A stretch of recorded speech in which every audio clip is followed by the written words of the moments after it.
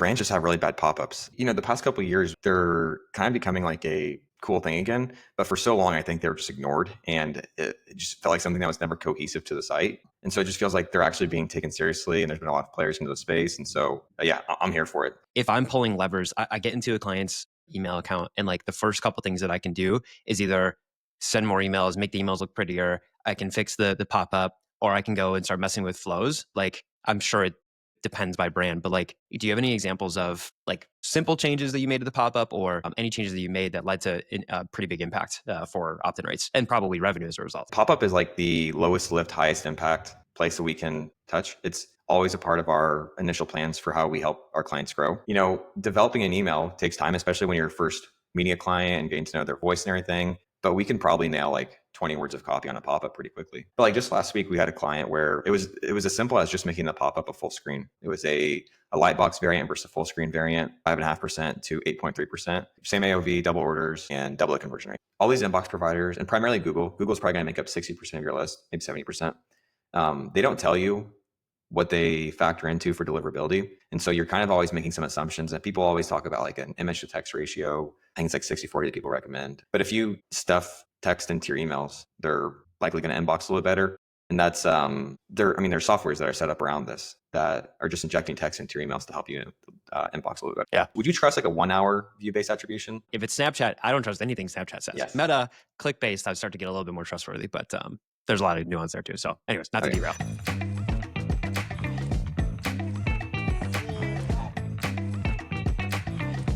And now, let's take a listen to the Scalability School podcast. All right, welcome to episode 9 of the Scalability School podcast. Brad and I are here with Jacob Sappington, email SMS retention legend, and he's going to talk to us today about how these tactics, or how we can use tactics on these channels to actually make money today. Jacob, welcome to the show. Yeah, thanks for having me, guys. It's my first podcast in a while, so it's good to be back. Yeah, hey, we kicked Zach off in exchange, so we're much happier for you to be here than him. Yeah, off the island. Yeah, off the island. Yeah, he had too many Twitter followers. So now it's called The Losers in Ecom, and Brad and I hosted. Yeah. All right, so there's a ton of things that we can get into today. I think obviously everybody's here to like, what can we do in retention and SMS better? I think there's a lot of it there's a lot of hype and there's a lot of ups and downs. Brad, there's some like stuff that you wanted to get into right away in terms of hot or not, essentially. You want to kick it off with that? Yeah, I don't know if we're going to exactly go one by one through this, but I think it'll if we hit some like overrated, underrated discussion points, I think that can push us into, we can take them and go deeper. So I'll give you the floor to decide if you want to expand on any of these things or not, but I'll just kind of list some things and you let me know how you're feeling. All right, let's go. All right. Pop-up software. Overrated, underrated. I love Klaviyo software. It's included in your plan. So I would say the right ones are appropriately rated, and there's a lot that are overrated as well. Okay, cool. So you don't have to mention specific providers. I know you're a big fan of Klaviyo for lots of reasons. That was actually something I wanted to talk about later. Is like, I feel like people are perpetually confused about how Klaviyo bills, and I feel like I see you on Twitter explaining it to everybody all the time. We could save that. Okay, so I guess let's do a sub bullet point of pop-ups in general. That like, what are people missing with pop-ups that makes them not as effective as they otherwise should be? I think for the most part, brands just have really bad pop-ups. I think, the past couple of years through Amped and through Alia and through all these other ones, like they're kind of becoming like a cool thing again. But for so long, I think they were just ignored, and it just felt like something that was never cohesive to the site. And so it just feels like they're actually being taken seriously, and there's been a lot of players into the space. And so, yeah, I'm here for it. I love it, and I want to see, more people enter the space. Do you think that the software is the thing that, like, is it the software that drives the impact, like an Amped or an Alia, or is it the copywriting? Is it the offer? Is it some combination of those things? I'm sure it's a combination, but like, how would you weight maybe each of those things? We always look for 3 main tactics. So we think about the offer. I think I could have a great offer and a terrible looking pop-up, and I could rip opt-ins. We think about the build, how you functionally put it together matters a lot. And then the third lever that we think about is creative. So headlines, assets that you use for it, those are important. But like on mobile, we prefer things to be very direct, not a lot of creative involved in it. And so it's on there, but it's third for a reason. I think the software can make a difference. But what I struggle with different software vendors is, for the most part, they have the same tech. What I really struggle with is that, how someone defines an impression or who they're defining as an impression or as a conversion. None of us just know. So, maybe, back when AMP first came out, like I always had, like, we still use them because we would like fact check email subscribes in Klaviyo as a source of truth to make sure that everything was as it expected. Like, you don't just like clone a pop-up and double your opt-in rate. And so I think that the biggest confusing point that's still confusing for me for a lot of sources is just how do you actually define that, and trying to get like an apples to apples comparison to traffic. That's the biggest challenge. So if we're talking about, let's keep going on the pop-up thing. Do you fire pop-ups on landing pages versus just the main site, or do you fire them on listicles and not just shoppable landers? Like, what's your thoughts on that? Yep. A lot of brands push the majority of their traffic to those LPs. I want to capture traffic there. It's one of the main ways that we've been able to grow list growth for some of our clients. The thing is, you just have to make sure that it's relevant to whatever content you have on the shoppable or the LP. Like, one of the worst things you could do is have a BOGO on your shoppable because you're being really aggressive with some acquisition offer, and then your pop-up offers 10% off. And so you're immediately adding confusion, you're immediately adding friction. Someone thinks, can I combine BOGO and 10% off? It's just like really weird messaging there. So, maybe listicles are something that's even like less offer incentivized. Maybe it's something, like a maybe a guide of some sort, or some sort of content that resonates with what they're actually pushing on the listicle. But we want the pop-ups on there. We don't, there's always this expectation of some level of bounce rate increase from adding a pop-up. But the thought process that we have is that the LTV of an email subscriber is higher than the LTV of a non-email subscriber. And so my ability to stay in front of them in a cheaper method than Meta is really important. And so, yeah, we still want them on those places as well. What do you expect for like good pop-up rate, like our collection rate? We see a lot of brands come to us like 3%. We've had some brands that we've been able to rip 20%. And I think it really just comes down to the traffic that they're driving. We've had brands we've struggled to get to 6% too. And so a lot of times those are brands that are like have like really heavy organic presences as well. And so the reason they're coming on site is not the same reason. If you're running an ad and someone's interested in buying today and you're running an offer driven pop-up, there's probably a pretty high likelihood that they're interested. But if someone's coming to you from SEO, from organic social, the reason that they're there is not to shop, likely. And so those are the times, like brands like that. We've had brands who had like really heavy organic presences, and we've just had to separate that traffic out or show them different pop-ups relative to why they're on the site. That's really interesting. I would love to have like some specific examples of pop-up changes. So I would say, I'm curious, like if you broke things down into, we're very heavily deviated off of this overrated, underrated, and I'm okay with it because this is really interesting. But like focusing on pop-ups, I think it'd be interesting to know like where pop-ups, generally speaking, whether it's the software or not, fit into, like if I'm pulling levers, I get into a client's email account and like the first couple things that I can do is either send more emails, make the emails look prettier. I can fix the pop-up, or I can go and start messing with flows. Like I'm sure it depends by brand, but like let's say that it is the pop-up, and maybe you disagree with that. But like, do you have any examples of like massive changes to, or like simple changes that you made to the pop-up, or any changes that you made that led to a pretty big impact for opt-in rates and probably revenue as a result? Yep. Yeah. Pop-up is like the lowest lift, highest impact place that we can touch. It's always a part of our initial plans for how we help our clients grow. Developing an email takes time, especially when you're first meeting a client and getting to know their voice and everything. But we can probably nail like 20 words of copy on a pop-up pretty quickly. And we've had clients who came on for paid and not email. And we've seen the pop-up and said, that's actually problematic. You're gonna prevent, put a roadblock towards paid social having an impact as well. And so we've done free pop-ups for clients like that before in the past, just to not, make it harder for our pay team. But like just last week, we had a client where it was as simple as just making the pop-up a full screen. It was a lightbox variant versus a full screen variant, 5.5% to 8.3%. Double the orders, double the same AOV, double orders, and double the conversion rate. That's pretty. I mean, it's interesting. You would say, because I feel like a lot of people come in and they're looking at flows as the first place that they're. I mean, obviously, I think that's where a lot of people go. and where a lot of other email firms go.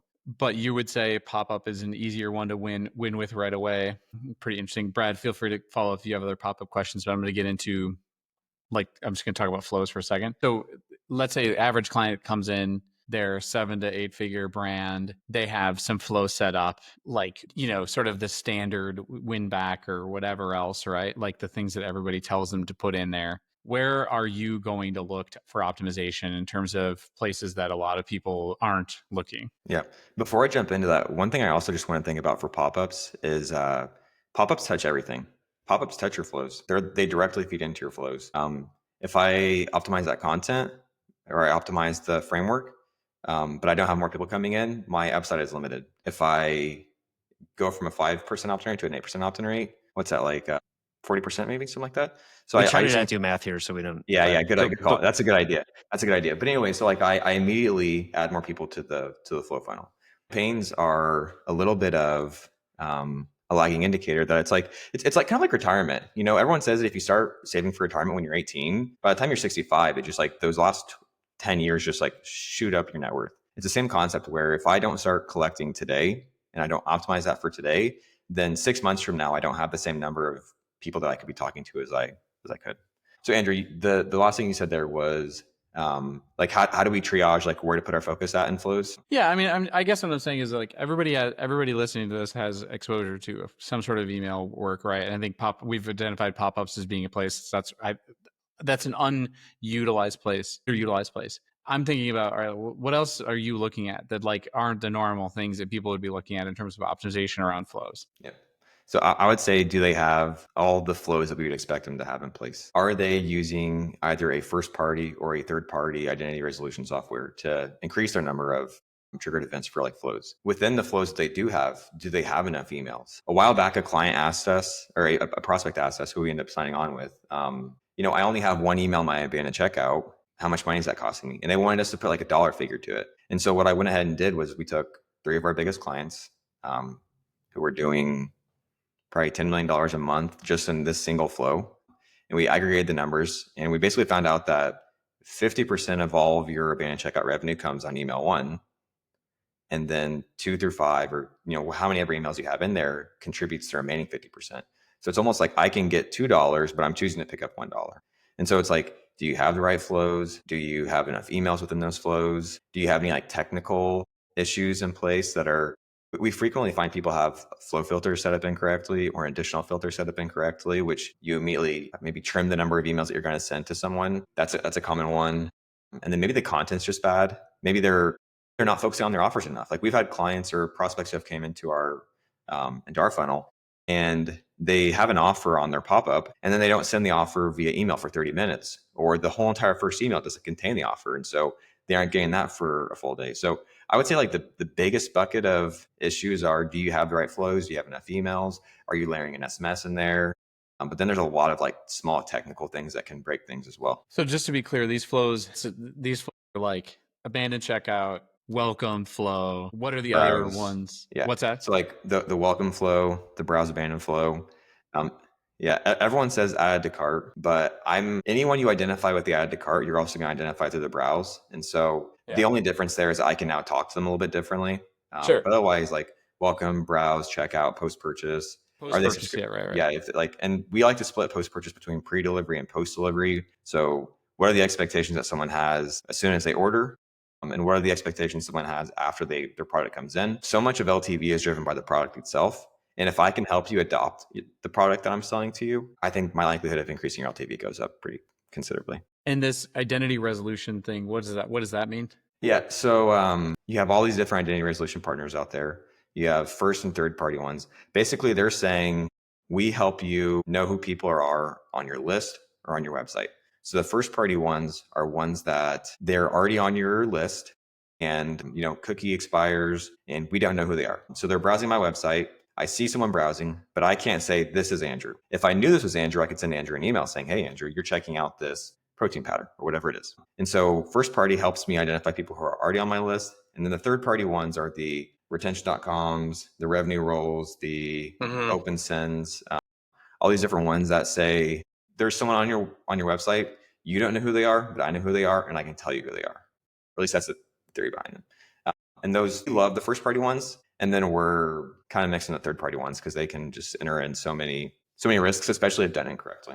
Yeah. I mean, I think, that's what I thought. And I remember reading about retention.com, getting into some legal hot water. I read it on the public internet. Okay. This isn't just me conjecturing. Like, I know that there's issues around that. So I was curious what you meant by that.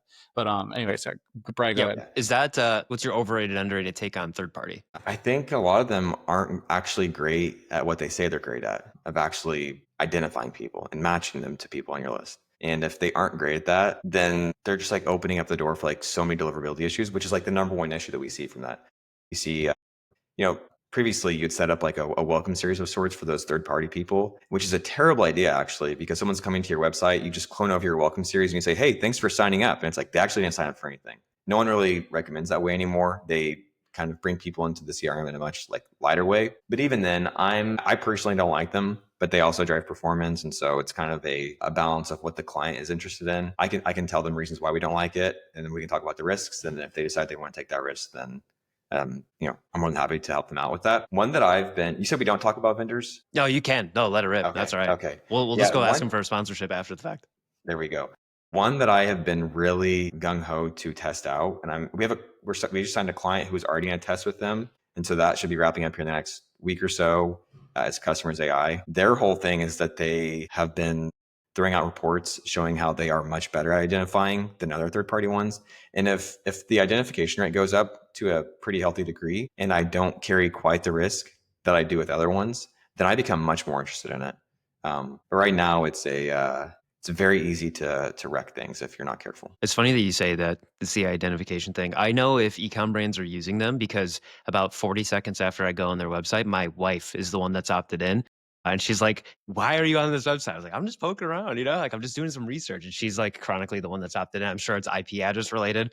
And it's just hilarious because I never get them, which is my preference anyways. So no, it's funny that you say that. Cool. Okay, sweet. Well, we can kind of get back on the overrated, underrated chain because I think that there's some fun stuff we can continue to dig into there. So I think we've talked a fair amount about pop-ups, and there's probably even more to dig into. Like maybe you have some suggestions on pop-ups, and we've also talked a bit about flows. And again, I'm sure there's a ton more there. But like let's deviate to campaigns for a second. Sending volume isn't really like an overrated, underrated thing, but I guess maybe the way to rephrase it is like when you guys look at the average account, are they sending too much or too little?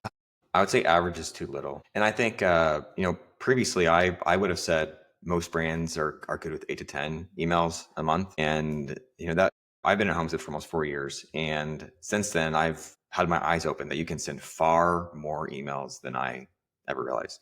We have some clients who send 30 a month, so basically daily. We have a couple clients who send 2 a day, every single day.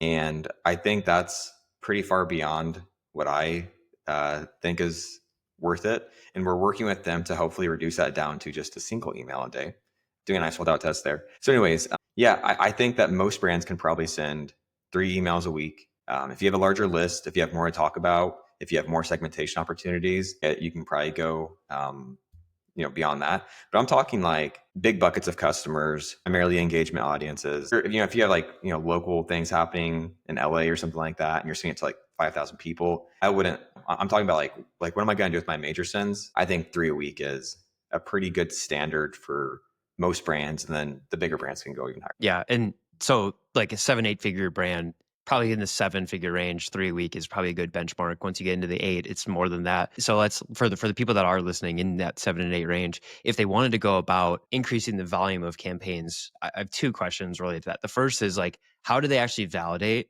that sending more is actually doing something? Now, if they're smaller, sending more and revenue goes up on the website, probably pretty obvious. But I'm wondering like, okay, how do you actually validate that? And 2, how did they come up with ideas for what to send? Like, do you guys have a list of here's the campaigns that we want to talk about? I'm sure if you have more SKUs, it's easier, but I guess those kind of 2 buckets of validation and then ideation. So first off, I would just do a pretty simple benchmark of revenue per email and see like, as I increase my cadence, does that maintain to a decent degree? Another thing is that common trap that people fall into is they just evaluate the unsubscribe rate. And so they will say, oh, my unsubscribe rate's still 0.3%. It's a healthy level. And it's almost as if like every single email, for the most part, you're going to send to the same audiences pretty consistently. And if I'm sending to the exact same person every single day, then when they unsubscribe, it's only, I'm only counting that unsubscribe as one out of the 100,000 people in the email that I sent to. But if you look at gross unsubscribes, you see a much different picture where it's like, hey, I only had a 0.3% subscribe rate, but I lost 2,000 subscribers. And so I would look at revenue per email. I'd look at the gross unsubscribes I'm seeing. And then I would just try and make a trade-off of understand the trade-off is an additional $10,000 in email worth the 2,000 people that I lost off my list? Would I rather, one thing that brands can use to their advantage is promotional calendar. And I think anytime you have a promotional calendar, you can be more aggressive on the number of sends that you have. And so if you have a really consistent calendar where you're messaging people, I think that you can be more aggressive there without some of the risk associated with an increased cadence. And so those are the primary things I'd be paying attention to. Click rate trending down is obviously another one too, but revenue per email, unsubscribes are probably the two main KPIs I pay attention to. You mentioned for a client you're running a holdout right now, like is a holdout necessary? It sounds like actually isn't maybe even necessary in most cases. Like it might be overkill, or many people don't even send enough to know in the first place. Like how do you feel about holdouts? Yeah. We've not done very many holdouts, like really at all, because we're only trying to hold out the campaigns as a variable, and Klaviyo's own tooling is more so focused on the flows. So it took us a little bit of brainstorming to figure out how we're going to even handle this, because a lot of times we're relying on Klaviyo's attributed revenue. But if I'm holding out a group of 20% of people from an audience, of course, I'm not going to attribute any revenue to them, even though they might actually be purchasing. It's just not, the money is just not being shown to Klaviyo. And so what we did was we took their main segment that they send to, maybe 650,000 people. We put it through a flow where we attach some properties, group 1, group 2, group 3 through 5. And then we assumed that in a 650,000 sample size that we would get a fair roll of the dice. We wouldn't have to worry about trying to hold LTV consistent across the groups. Thanks, Dave Recook, for that suggestion. And then what we've done now is that we took 20% of the people, we exported the data. Klaviyo's exports allow you to see someone's lifetime value. And so we're measuring two things. Does the LTV lift of group 1 maintain consistent with groups 2 through 5? And does the number of subscribers maintained also stay consistent? Like, do we see an improvement in subscribers retained? So the holdout test is kind of a pain to do. And I expect that we'll have to run it for 1 to 2 months at minimum to get any statistically significant data. So yeah, if someone's not sending very much, I would say just send more. You don't need to overcomplicate it. If you feel like you're sending too much, maybe you could do something like this, but it is mildly complicated to set up. Yeah. I'll shut up and let Andrew jump in a second here. I feel like Dave is also, maybe when you send an invoice to Dave, I feel like we're just constantly saying Dave's name. Maybe he's just really good at providing value on Twitter, and that's why he keeps coming up. I used to work for Dave, and he taught me how to use spreadsheets. I attribute all my spreadsheets to Dave or ChatGPT. All right, Dave's going to send you an invoice instead then. So perfect. Awesome. Cool. Okay, so then the second piece of that is, well, actually, okay, before we divulge into getting more ideas, what is the sending volume difference in that specific test that you're running? I'm just genuinely curious. 130,000 in group 1 versus whatever 130,000 times 4 is, 260, 520, 130 versus 520. Okay. So 20%, 20% to 80%. Gotcha. And how many, like, what's the difference in like actual direct, is it volume of emails? Like if you're going from 3 to 6 a week, or like, what does that actually look like? And it's 14 a week versus 7 a week. Okay. Got it. Cool. Okay. And then my second half of this, Andrew, feel free to stop, but was just like campaign ideation. Like if you're going from 7 to 14, like what do you talk about? Yeah. What are you even going to ask them? Yeah. I mean, a lot of the ones that are sending that frequently offers all the time for offer, new product release, new product feature, primarily the content there. For the client that sends 14 a week, luckily, we're not in charge of content ideation for them, very luckily. But I mean, anytime your business has something to talk about that. Product features, testimonial features, story features. We had a client that's been scaling really aggressively in the past year. They're not a client with us anymore, but they were scaling really aggressively and they did frequent promotions. And at one point we checked their data and 6 out of their top 10 performing campaigns were non-promotional story-based messaging. That was just talking about someone's experience with their product and how it's helped them with problem solution type thing. And so I think the first thing I'd jump to would probably be offers as a way to drive it. But I also know that not everyone wants to be so offer heavy. So, leaning into problem solution if you have it, leading into testimonials, reviews, product features. Half the battle is just being in the inbox. If you're in the inbox and you remind someone they exist, maybe they don't need the product you're trying to sell them today, but you reminded them that they do need something else that you can provide them. And so half the battle is show up in front of them, and the other half is like, what can my content help push you to? So somebody goes, how many, what's the ratio between sending SMS versus email? I mean, I feel like you send SMS a lot less, but curious on that. Yeah, we're much more conservative with SMS. I would say 2 a week is a pretty good number for nearly every brand. I have less hard opinions on this, but I think 1 a week would work for most brands. And again, like, we talked about like the cost of email being so much cheaper than Meta. Obviously, like SMS is cheaper than Meta, but SMS is still really expensive in the cost scale, especially if you're not segmenting your list. We see a lot of unsegmented SMS lists. They're just full list sends. So, if you're a decent rate for our clients would be like half a penny. We've seen some clients go down to a third of a penny, but most people are probably sitting at like 8/10 of a penny. And those sound like small differences, but when you're sending it to an audience of 100, 200, 500,000 people, and you're sending it multiple times a week, you're talking, we had a client that we helped save, I think, I want to say $30,000 every single month by segmenting their list. And we saw next to no drop off in revenue. Yeah, it's just, they're just blasting everybody. Yep. So another thing I've always been curious about is a lot of these emails that you get from brands through Klaviyo or wherever are heavily designed, one big graphic, right? And then I always feel like the plain text stuff looks better and actually is what I respond to more. So 2-part question. One is like what in terms of design is innovative and revenue driving in email? One, and then the second one is like, is there an ability to send more plain text emails, or is there like, I guess, take that wherever you want to. I think plain text stands out because everyone sends design. I think if every single person sent plain text, then plain text wouldn't work as well. Generally speaking, we see, image-driven emails have a lower click rate, but they have a better conversion rate of the people who do click. And the plain text ones tend to have a much higher click rate and a much lower conversion rate. And so they end up being like kind of like a wash in the end. I think, back to that problem solution brand, they weren't doing those problem solutions through plain text, but I think anything that you can attach a story to, plain text will do really well. And so like, we don't have hard and fast, like 4 plain text a month, but they're great whenever you need a really quick email. They're great whenever you need to kind of explain something. They're great when you want like a personal touch to it. And so, yeah, they're fantastic. We love using them. And again, like I think supplement brands can really, really lean into this because those are always, primarily problem solution brands. And so that's a great example of it. And then from like design perspective, don't overcomplicate it. We have we see brands who want to throw 1 million blocks in there, or, you're just giving people 1 million different things to pay attention to. And so, I've heard many people say like the rule of one, like have one concept for your email. I think you can go beyond one, but after a couple modules, a couple of things you're trying to get someone to pay attention to, you're just diluting the message. And so I just recommend to keep it pretty simple, conversion focused, CTAs and heroes. Maybe you have like some product feeds where you're helping someone discover different products from you guys.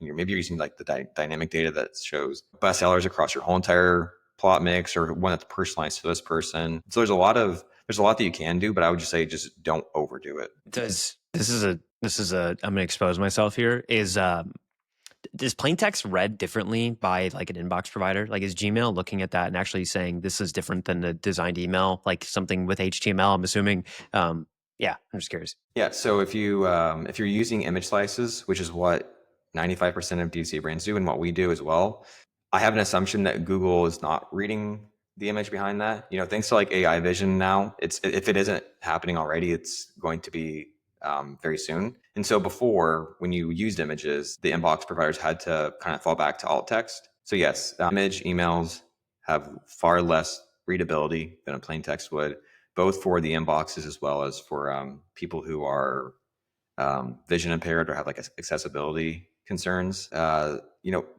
All these inbox providers, and primarily Google's probably going to make up 60% of your list, maybe 70%.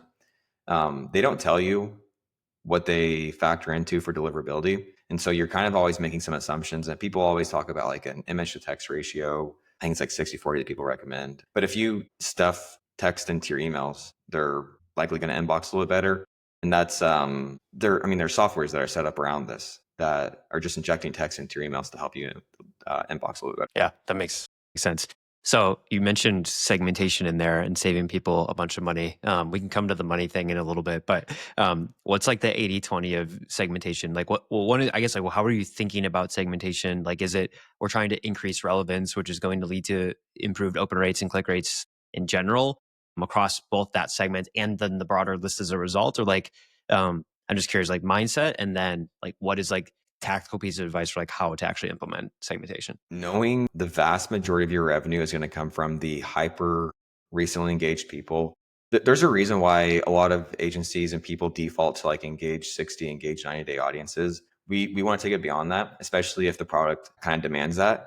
Think of like jeans. I own some Mott & Bow jeans and I haven't bought new pairs for 4 years, but I plan to buy some more soon. If you looked at me from a customer perspective, you said I haven't bought in 4 years, I'm a lapsed customer.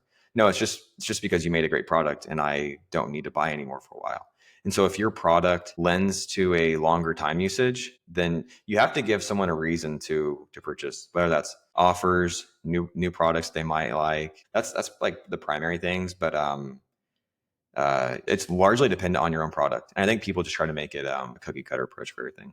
So yeah, most of your revenue is going to come from a small bucket of customers who are very, very recent.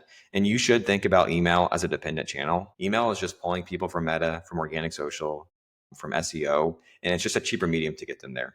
If you had the best flows in place, but you didn't have those other channels funneling them into email and SMS, they just wouldn't have any impact whatsoever. So I just want to apologize. I'm going to ask about attribution, which is You're about to start fights on Twitter. yeah, which is like what's something that everybody misses between Klaviyo paid and GA? What's the piece there that you feel like most brands are missing out on? Because I feel like it's always a battle to get a full understanding of that.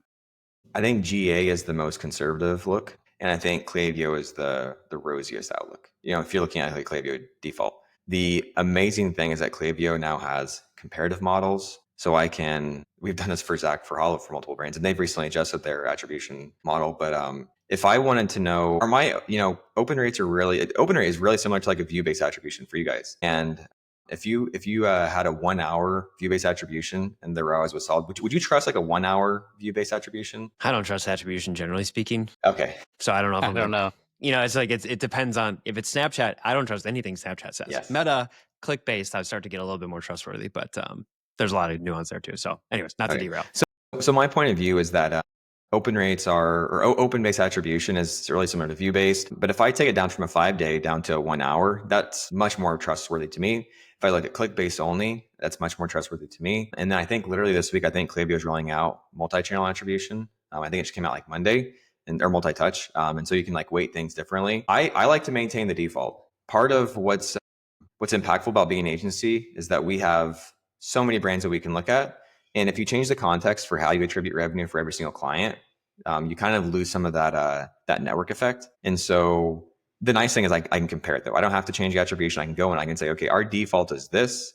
But if I go in and say a 1 day click or a 1 hour click or a 7 day click, whatever I want to do, I can see what that would actually be. But while maintaining my baseline attribution as the default. Yeah, that makes sense. I want to go back to just like saving money, or maybe not even necessarily saving money, but like just the money piece of it in general. Because I think we kind of started with this, but I've seen several times where like on Twitter, a couple of times you suggested like, hey, do these couple things and that's going to save you money on your bill. Or you're on the opposite side where it's like, no, you're completely misunderstanding how your bill works. So I think it would be really helpful to leave people with, and obviously we can dig into any couple things or anything else we want to, but like when you first start working with people, like what is the most obvious thing that you generally do that helps them save their bill? And then this follow-up to that is, why are so many people confused about their billing?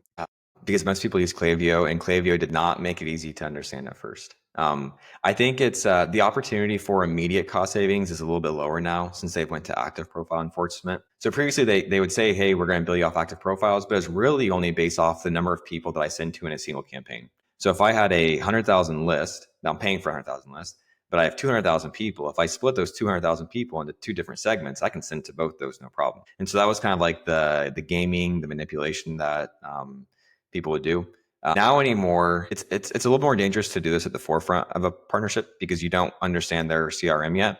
But if I drop in a segment of people who are just absolutely dead profiles, they've received 15 emails in the last 6 months and they haven't done anything. They haven't been on site. They haven't done any of these things, like those are probably people that are pretty safe to clean out.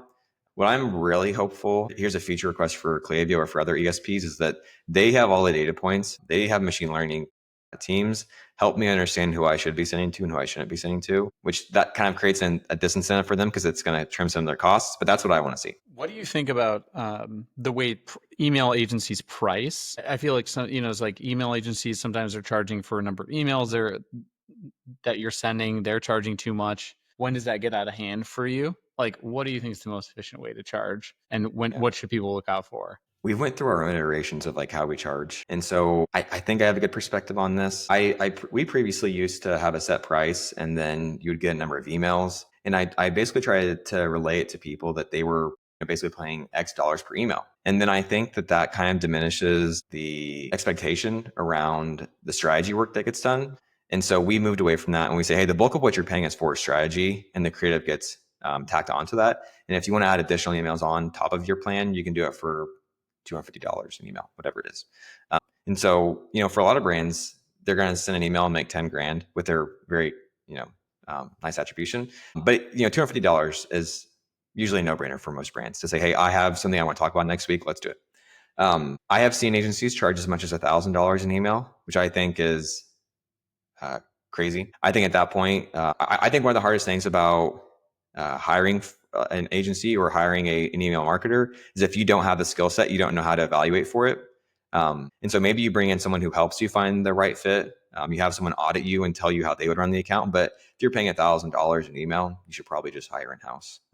So yeah, on the low end, I've seen like people charge really low rates, just as they're freelancing, getting their foot in the door, or whatever it is. And I feel like I haven't been in that world for 4 years when I would freelance, and so I have less of a perspective on that. But on the high end, I've seen agencies charge like $1,000 an email, which is just crazy. So we'll just finish off with a section that we like to call beefs with Z, which is anything or anyone you want to get into that it really bugs you about the work that you're doing in terms of industry-wise, in terms of tactics that you see that really bug you, things that you would want to get out in the air. If you need a second to think, I'll start. No, My beef is currently with Zach. Well, okay. Well, I want to say my beef is with Zach. That's why he's not here. We're really beefing on the back. The texts right now are just insane. They're just it's crazy. So, anyways, it drives me crazy when people force. We're back on Popups for a second. When people force you to go to your inbox to get a coupon code, some agencies will do this on accident. Others will do it maliciously and say, oh, we're driving up attributed revenue because you're forcing an email open, which I think is really dumb. You're immediately making them compete against 50 other brands in their inbox. If you're sending them a text, you're making them compete against their spouse, their friends, their hobbies, whatever it is. And so I'm okay accepting a lower attributed revenue, keeping them on site, putting the coupon on the pop-up, and just like being like, we've had clients who we've said, your attributed revenue is going to drop. The only thing that we're changing is where the code is listed. This is better for you.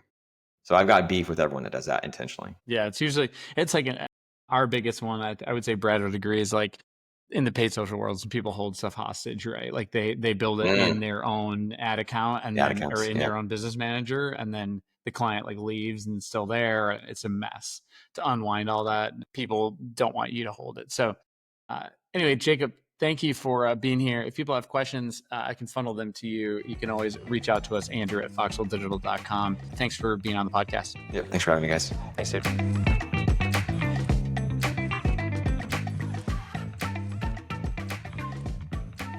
The only way that we grow this podcast is by you sharing it with your friends. Honestly, like reviews kind of don't really mean anything too much anymore. They're really meaningful, but they don't do a lot for the growth of the podcast. And so sharing YouTube links, sharing Spotify links, sharing Apple, whatever we call it under the podcast app now, anything you can share, the better we're going to be. Guys, anything else you want to say on this? Yeah, please go check us out on YouTube. Rack up those views for us. We'd love to see it. And then subscribe. Make sure to subscribe on YouTube as well. And I relentlessly refresh the YouTube comments because it dictates my mental health for the day. So please say something nice about all of us.